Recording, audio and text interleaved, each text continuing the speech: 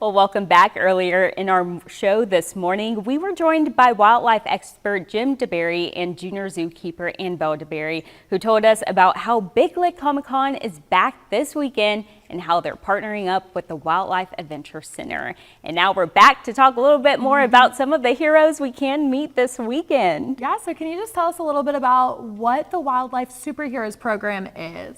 Well, it's a program where we go out to conventions like Comic-Cons, the largest in the country, like Big Lick, and we share about education of wildlife at these conventions and opportunities for guests that are goers of the Comic-Cons to meet the wildlife and help support wildlife causes. All right, so I guess, can you just elaborate more on what the causes are that are, being talked about at these events as well? Well, we think it's important to educate the public about, the dangers of wildlife, also the care for wildlife when they're in need.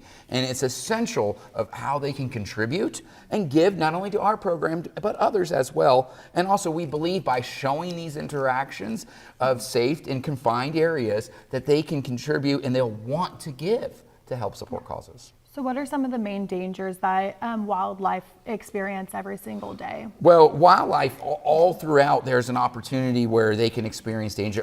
There's critically endangered species out there that need care, that need education, and some species that people just don't even know about. And if they don't know about, that species will be extinct and gone if they're not helping to contribute to make a difference. And some of them, we want to make sure people understand and debunk myths about certain wildlife or understand that, hey, you can't always see these animals, they may be gone, and we want to give for future generations to come.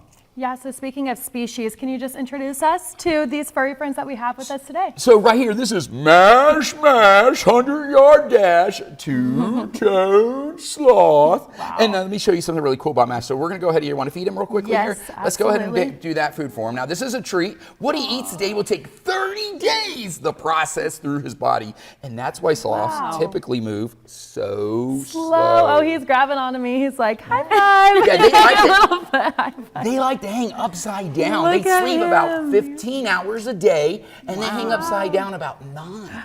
And they prefer to eat upside down, as you can see right here. He enjoys all these teeth, and he only has what he uses to eat are the 4 canine incisors, which are the sharp vampire-like teeth that you see. Oh, I need to sleep that long. I need more sleep, apparently. And what about this little guy over here? This right here, this is Bob a marmoset monkey, also known as a finger monkey, and he's communicating by that chirping what he sees, what he smells to his partners and everybody else in the troop of the monkeys. Now, they can get into troop sizes of 7 to up to 300, and it's not the size that counts, it's the numbers in these species. Wow. Wow, he knew he was on camera just then because he has not talked all morning until we just started talking about him. So that is so incredible. And y'all are originally from Florida, so what made y'all want to come all the way up here to the Berglund Center? Well, we believe that the opportunity to see individuals who can't typically make it out to Florida, can't make it to our wildlife center, we want to be able to give them opportunities to see this wildlife and to give and contribute. And of course, who doesn't love Big Lick, right? In Big Lick at the Big Lick Comic-Con. It's an amazing opportunity to meet all of our celebrity friends, whether the guys from Walking Dead or the X-Men animated series, Phineas and Ferb, and of course, these animals have been on TV too, all over. And you got to tell us, what makes these little guys such superheroes? Well, not only are they superheroes for defenders of wildlife conservation, but they're cute and cuddly, and they are superheroes in helping all of their friends in need and animal ambassadors, because not every one of these animals can actually go out and meet the public or interact with the public. They have to go through a battery of tests to be able to do that.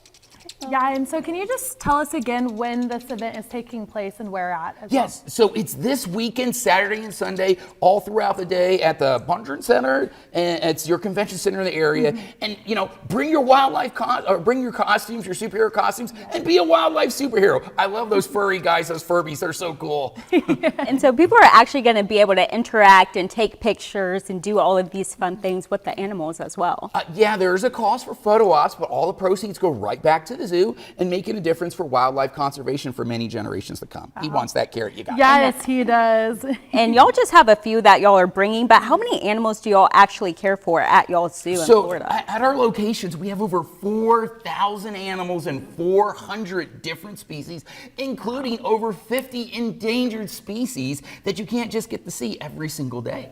That's amazing. So Oh my gosh. So he has been eating this whole time. How much does he eat in a day? Well, it's up to him. He eats mostly, these are treats. These are vitamin A treats known as carrots. He likes the carrot in there, the sugar that's in them. He actually eats a zootonic pellet that's known as a leaf eater pellet and dark leafy greens. And he'll eat until he's full. And that's usually anywhere between, a good diet amount. Sloths will range based on their size of what they want. It's just like monkeys, everyone eats. These ones need what they can handle, and that's what they'll eat. Wow, super healthy. We love it. Well, thank you all so much for stopping by. We really appreciate it. And if you want to find out more information on the Big Lick Comic-Con event this weekend and about the wildlife adventures, you can visit the morning section of our website, WDBJ7.com. And of course, don't go anywhere. After the break, Leo will have the latest on your first alert weather day forecast.